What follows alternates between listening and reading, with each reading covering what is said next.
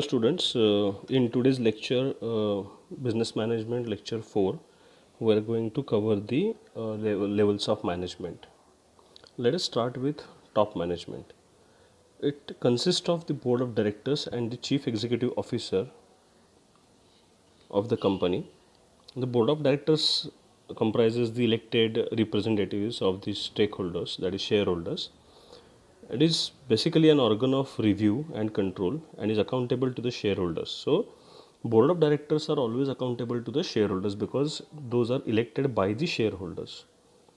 Top management is the chief custodian of the property of the enterprise. So, they are the ones who take the key decisions. They are the ones who own the assets of the company, owns the liabilities of the company on behalf of the company, on behalf of the shareholders. They are the main mobilizers of resources in main and materials essential for inception, maintenance, operation, and expansion of the undertaking. So, any type of transaction that happens in an organization, may it be any maintenance, any starting point of the company, then the routine operations of the company, then if we want to grow the business, then the expansion of the company. Everywhere, board of directors are very important. Lewis Allen has defined top management as it's the policy making group responsible for the overall direction and success of all company activities. This is pretty clear that they are the people who take the decision. If their decision is good, then the company will prosper. If their decision is bad, if they are not able to judge the situation correctly, then this company situation would be worst. They are responsible for the overall direction and success of all activities. So, whatever goals they set for the company, they cascade those goals to the different departments, and then all the departments get directions from the board of directors, and then they have to comply with those directions and then provide the results, give the results to the organization. Top management has overall authority and responsibility for successful functioning of a company. It is the institutional level concerned with long range planning and monitoring organization's relationship with its environment.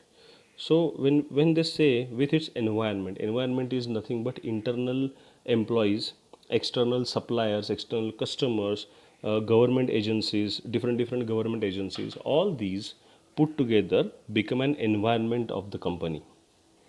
So they are the ones who are responsible to do a long term, who are responsible to jot down long term plan, then split it in multiple objectives, and then such objectives are then cascaded to the middle level management and lower middle level management and the executives level.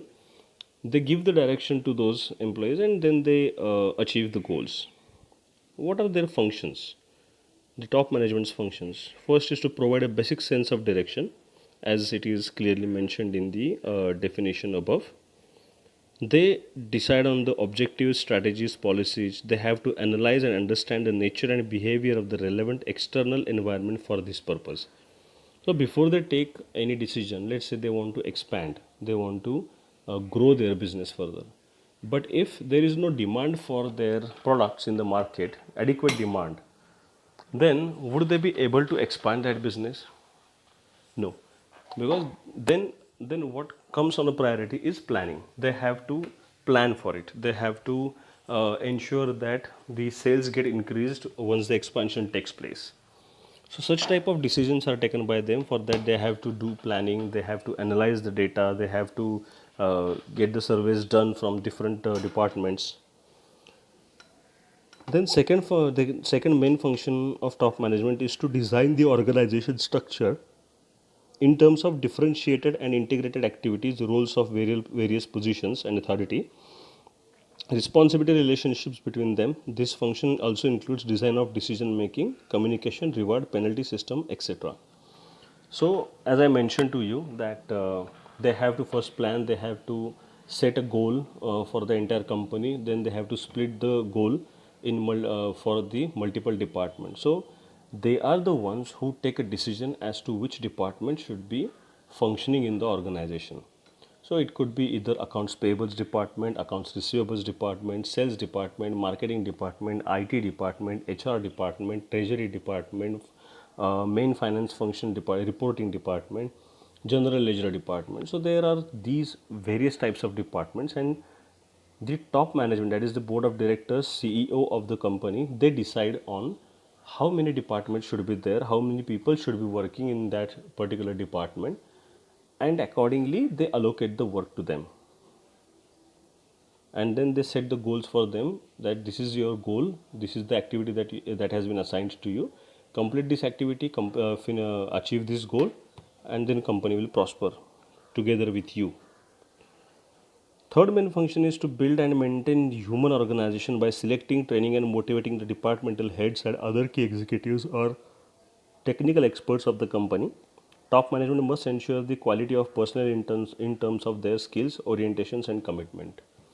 Now, in this point, what they want to say is that whenever they hire any people to work in any department, then in that department also there is a hierarchy.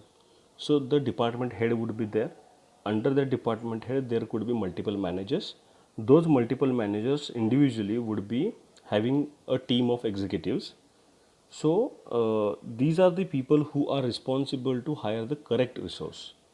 It should not happen that for marketing they are hiring the chartered accountant, or for finance reporting, the finalization of the accounts, auditing and all, for that they are hiring some engineer. So they have to set the qualification. So let's say for in accounts department they want to hire an executive. So what would be the basic criteria? That person has to be a commerce graduate, or the master should be there, or some professional qualification should be there like CA, ICAA, CS. Then that person should be having some adequate amount of experience. Let's say at executive level, 2 to 3 years experience is fine. So they will go ahead with the person who is having that much of experience, that much of qualification, and that spark in that person, that he should be a doer instead of a follower. So that way the skill set is identified in the organization, and then the recruitment happens. Fourth point is to make arrangements for the acquisition, allocation, and utilization of required physical, financial, and other resources of the company. Now, uh, they have to make arrangements for what? Acquisition, allocation, utilization of required physical, financial, and other resources for the company. So it could be, let's say, for production. As of now, their production capacity is 10,000 quantity per day, but the demand in the market is 25,000. So they should take a decision to buy additional machinery, set up a new capacity of having further production, so that the company will prosper. They have to understand, let's say if the cash flow is not really good for the company right now, then they should have some banks available in their bucket, so that whenever required they can take they can borrow money from the bank. So financial commitments, then the other stakeholder commitments, they have to take care of that. Then the fifth important function is to design and develop systems of monitoring, measurement, and evaluation of performance, and for correction of distortions and deviations at various levels. Periodic review of objectives and policies for necessary modifications is a part of this function. Now, these are board of directors are the ones who decide about the performance appraisal system, how it should be. Let's say if it's a manufacturing concern, then for a sales department, the turnover of the company would be the target for incentive. Now, let's say if the company has achieved 1,000 crore in last year, then they set a aim that the sales of this year should be 1,500 crore. Now that 1,500 crore is then given to the different people of the sales department. So that way they have to delegate authority, they have to give some responsibility on their individual shoulders, and then once they are assigned with some or other goal, their performance can be measured.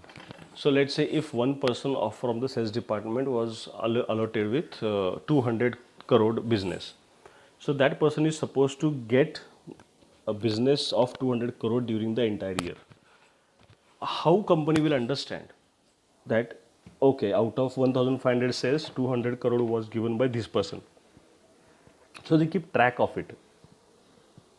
If one salesperson brings one order, then they jot it down in some tracking sheet wherein they understand that, okay, this much of business was given by this person, and that's why that person should get higher incentives. If someone is not performing really well, they either do not give the incentive, they do not give the increment, or they even kick off that person from the organization. So these are the five basic and main functions of top management. Now, what is the role of that top management? We have already discussed about this during the functions of management, but let's talk about it in depth one by one. So, first role of top management is to be in an entrepreneur role. It involves looking for and accepting opportunities, threats, and challenges posed by the environment, taking initiative and taking calculated risk to further increase the interest of the organization.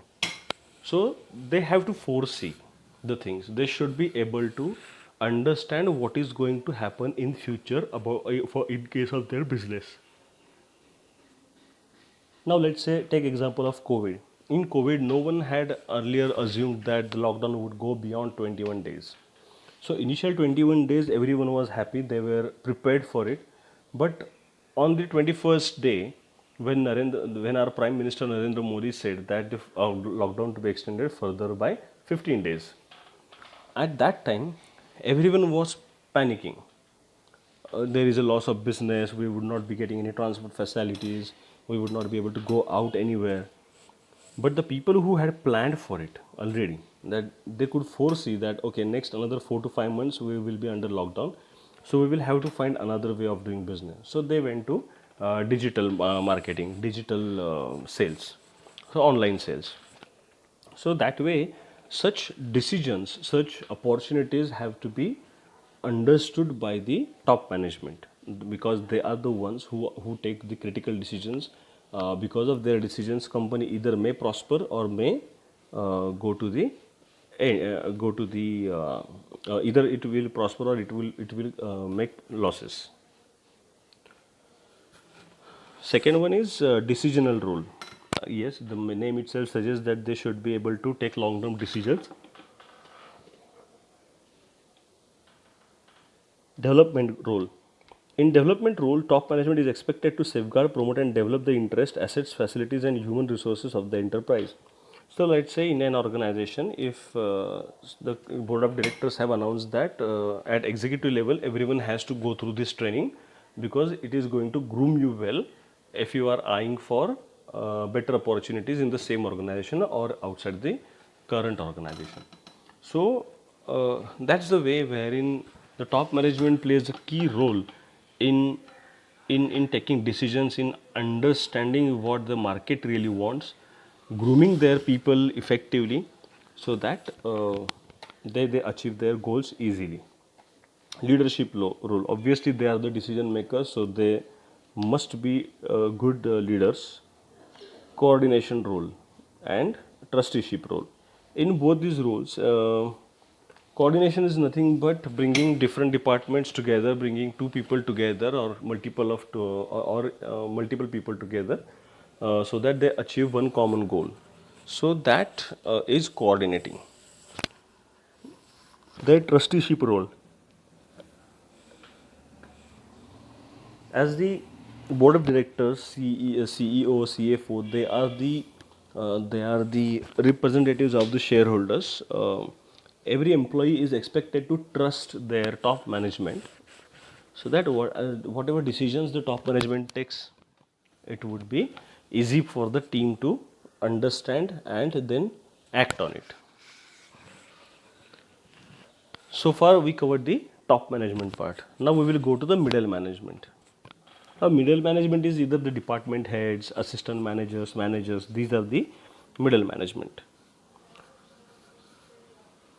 Middle management or lower middle management level consists of sectional heads, that is department heads. Then the managers are also there. These executives serve as a link between top management and the opening or in the operating management. Middle level has grown in recent years. The middle level manager is typically in charge of a department of section by Mary Niles in her book mentioned that middle management has laid down the 7 fortunes of middle management, which are as follows. So, what does it consist of? Middle management to run the details of the organization, leaving the top officers as free as possible of their responsibilities. So, to run the details of the organization, leaving the top officers as free as possible of their responsibilities. So, till the time you do not make them free, the top management, it's going to come back to you again and again. Instead of doing that, if you concentrate on leaving the top officers as free as possible, then there will be no issues. Then to cooperate, making smoothly functioning of the organization. To understand the interlocking of departments in major policies, to achieve the coordination between the different parts of an organization. So again, coordinating multiple groups, multiple teams together.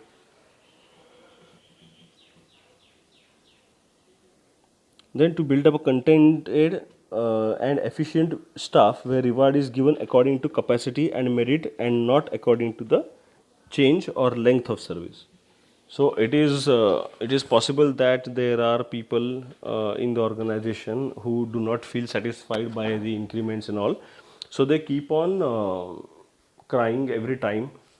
But the top management is supposed to identify and give the reward to the people who have actually contributed really well.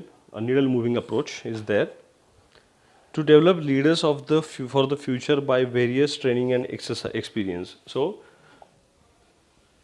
when we say for future, it's not that one person is going to work in the same company entire life. So once that person goes out, new one comes in. So the top management has to develop leaders. I mean, either they can hire from outside or they want someone to be from the inside. Then they would decide on whom to take it up.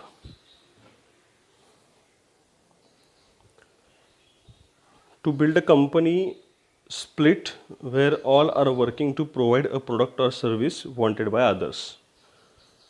To build a company split where all the working to provide and product or service wanted by others. Now we will take up the point 3. The third point is supervisory management. This is classed as the lowest level of management. It functions under the control and direction of the middle order management. Now, in this level, they are actually they are the real people who work at the operational level. Who work at the operational level.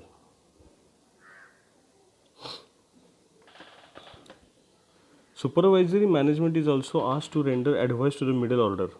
So, under the supervisory management, they are the ones who are supervising a team. They are the real ones who are actually doing the operations work, getting the operations work done. So, that's the level of management who works at the operations level. Then what are the challenges before the management? Now every person has challenges. Some are having at a lower level, some are having very huge challenges. So, or rather in each department of the organization, they are facing some different challenges all the time. So what are those challenges? Let's look at it. Challenges in the marketing area. There was sellers market in India. but of late there has been a shift towards buyer's market. That is, the consumers are becoming more and more aware of their rights. Now, if you have seen the ad of government कि दुकान से कुछ भी लेना है तो bill ज़रूर लेना. Why do they do? Because they want to make the customer aware that if you do not take the bill, the person who is selling the goods is going to commit a fraud. It is दो number का पैसा for him. So that way the awareness gets created in the people, and then the possible issues of fraud and all gets reduced. Then what are the challenges in the personal area? Personal area means HR part. So in the HR part, they work at the employee level as well as a workers level. Now, if you look at the workers level, most of the times they will come to you asking, demanding something. If you don't fulfill their demands, then they go for a strike. So the loss of production and all, it happens. They have to deal with such things. Then, in case of employees, if there is a very high level of attrition means people leaving the company. So if it is high, then HR has to take up take the action and understand the root cause of it.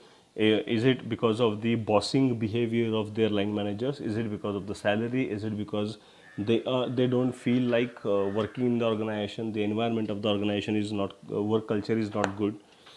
So such are the issues they face, and they have to work on it. Then challenges in the finance area. So either profits are low, losses are high, or the sales are not increasing because of that, and the expenses are increasing every time. So they have to think of these situations all the time.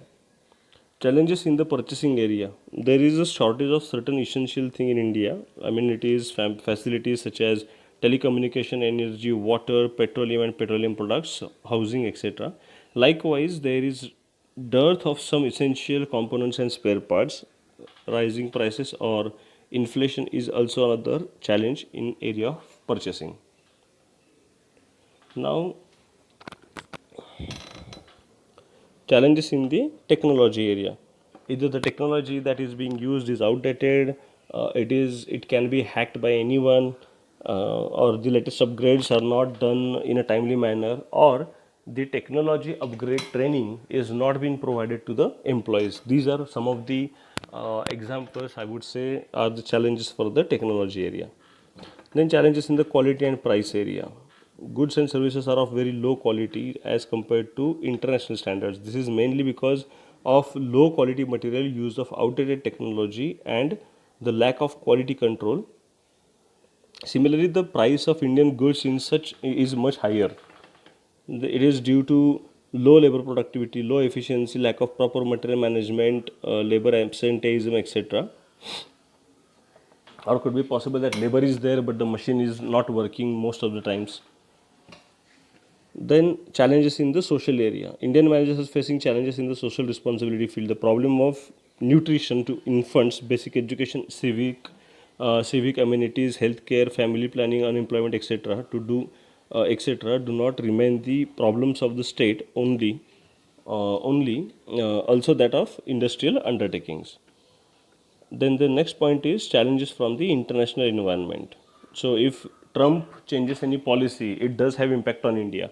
If Trump says that H1B visa will not be granted any further during this entire year, then it is international environment which is because of which the sale is getting affected. So in the fourth chapter, we saw the functions of management, the different levels of management and all. We will continue with the professional management in our next lecture. Thank you.